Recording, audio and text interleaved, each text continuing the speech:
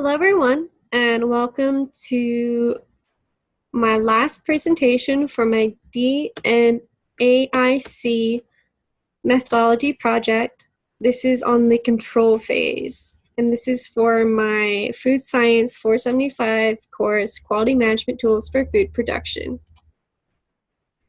For those who haven't been watching, the goal and project topic I chose for this semester was to drink more water and less soda. I wanted to do this because soda is really expensive, and also I fear for my physical health, so I want to improve my physical and financial health.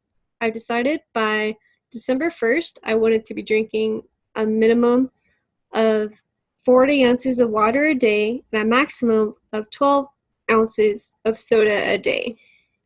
And I wanted to constantly and periodically be at this standard of beverage consumption.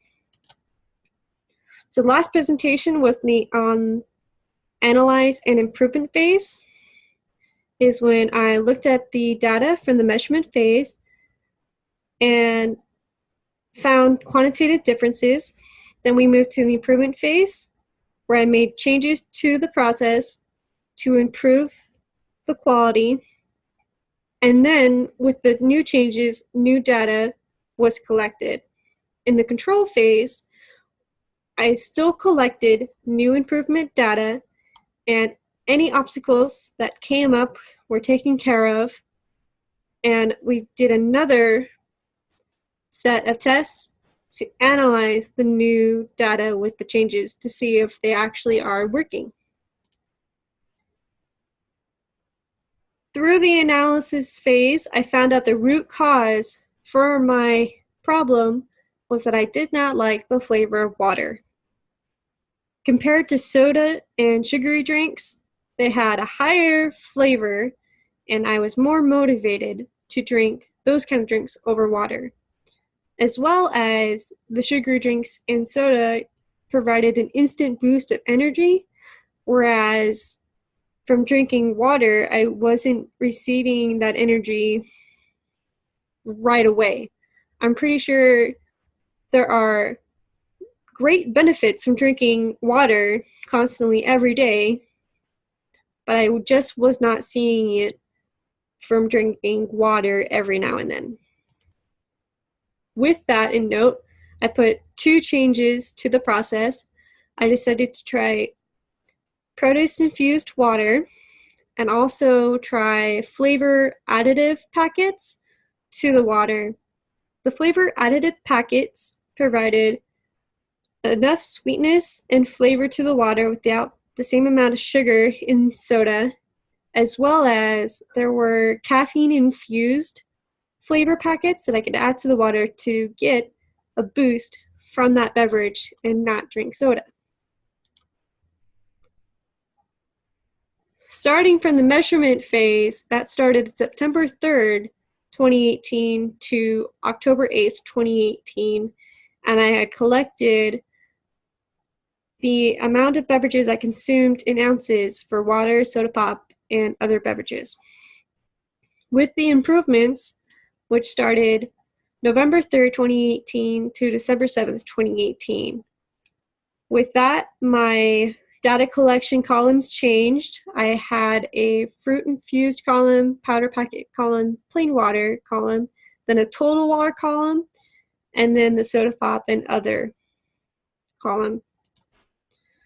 This is just a quick screenshot of all the data that I've collected since improvements were made.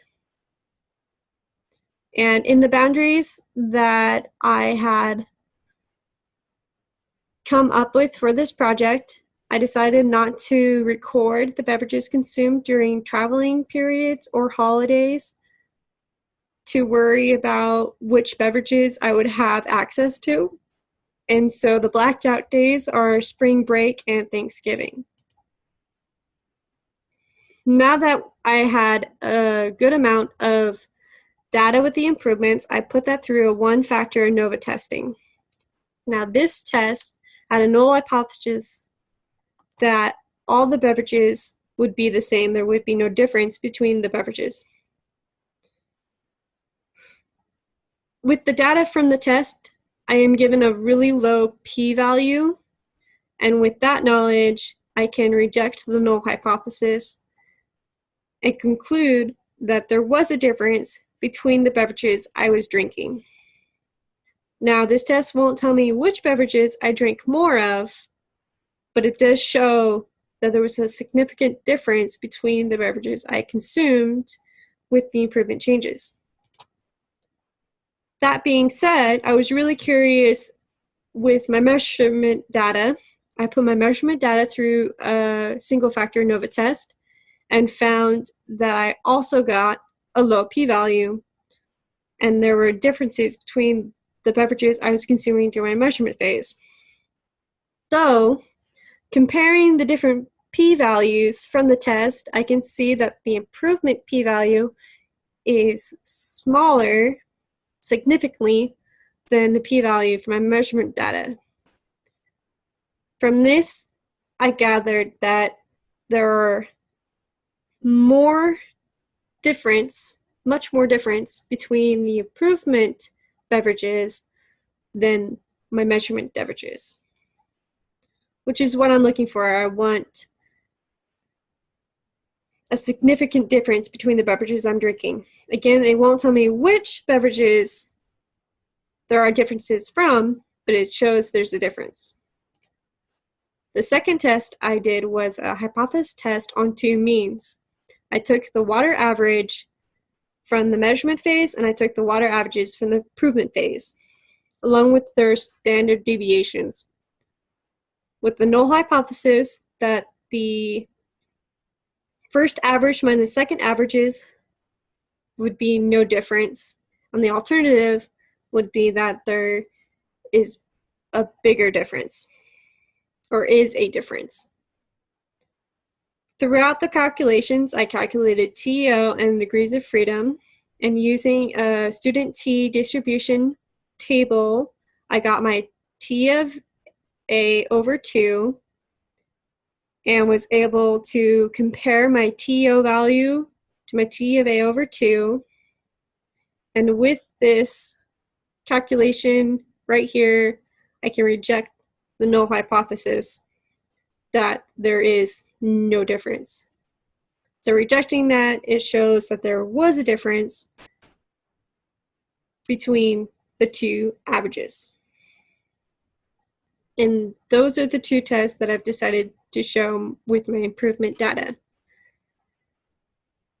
The project details for this semester was I wasn't drinking enough water. I wanted to drink more water and less soda. I did not gather data of my beverage intake over holidays or traveling time, and I also did not include any water consumed through food. By December 1st, I wanted to be drinking a maximum of 12 ounces of soda a day and at least 40 ounces of water. And in conclusion, I am not drinking the 40 ounces of water a day that I want it to be, and a maximum of 12 ounces of soda. I've gotten to the 12 ounces of soda down, but I'm not drinking 40 ounces of water yet. I've only achieved that once, and other than that time, I've been at about an average of 34 ounces a day. So I want to keep at it, keep trying to drink more water. The overall timeline for this project, I started on September 3rd, 2018, and the end of the control phase was December 7th, 2018. The root cause for my project was that water didn't have a lot of flavor and it didn't provide a caffeine boost, so I was looking to soda for those factors. So with that in mind, I decided to try flavor and caffeine additives to my water, and also fruit-infused water. And lastly, down to the below this slide, I included some of the techniques that I've used throughout this project that I found very helpful and I learned a lot through using them with this project. But this is the last presentation for my DNAIC mythology project, and I hope you guys have a wonderful semester. Enjoy!